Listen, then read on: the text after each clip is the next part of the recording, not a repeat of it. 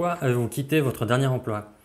Alors ça, c'est une question qui peut être compliquée et délicate suivant les personnes. Alors, je me présente, Robin Zuffray, je suis conseiller en orientation et dans cette chaîne, je vous présente mes conseils pour trouver l'orientation qui vous correspond vraiment et décrocher la place que vous méritez. Alors, c'est une question qui est délicate en fait s'il y a eu un conflit par exemple avec l'ancien patron ou les collègues ou que ça s'est mal passé. À ce niveau-là, le danger, c'est que vous vous mettiez à trop parler là-dessus et à vous mettre à critiquer les gens ou à vous-même vous sentir pas bien si c'est vraiment tout frais. J'ai eu certaines personnes quand on s'entraînait à répondre qui avaient la voix qui commençait à flancher ou qui limite pouvaient se mettre à pleurer ou qui vraiment étaient énervées. On voyait qu'elles étaient tendues quand elles parlaient de leur ancien travail. Et ça, c'est pas bon parce que c'est souvent une question qui est posée en début d'entretien. Et donc la personne vient de vous rencontrer et si tout d'un coup vous venez avec quelque chose de problématique, ça ne donnera pas une bonne image de vous. Il faudrait idéalement que vous arriviez, que vous vous entraîniez peut-être avec votre partenaire ou des amis ou simplement par vous-même à répondre à cette question en faisant en sorte de ne pas donner de signe qu'il y avait un problème.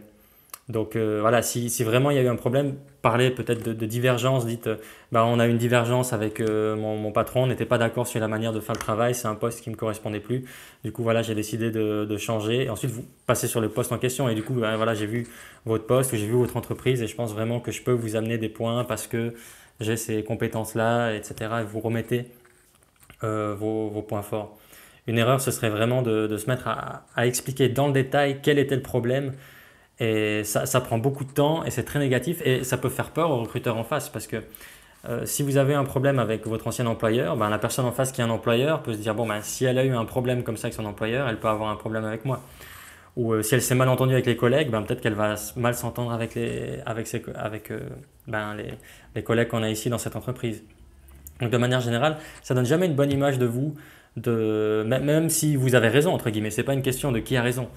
Euh, Essayez de rester factuel et synthétique et de vraiment pas trop élaborer sur tout ce qui est un problème.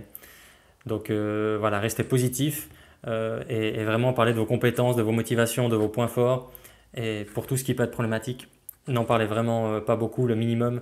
Et entraînez-vous à pas donner de signes négatifs parce que si vous donnez des signes négatifs, ben, le recruteur aura envie d'aller creuser et plus il creuse, plus ça va être négatif pour vous et au final, l'entretien sera pas bon.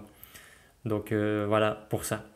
Si cette vidéo vous a aidé, n'hésitez pas à l'aimer, la partager, vous abonner. Si vous avez des questions sur l'entretien d'embauche ou la recherche d'emploi en général, n'hésitez pas à me les poser dans les commentaires. Nous, on se retrouve dans une prochaine vidéo. D'ici là, ne lâchez rien, ne négligez rien et ça finira par passer. À tout bientôt.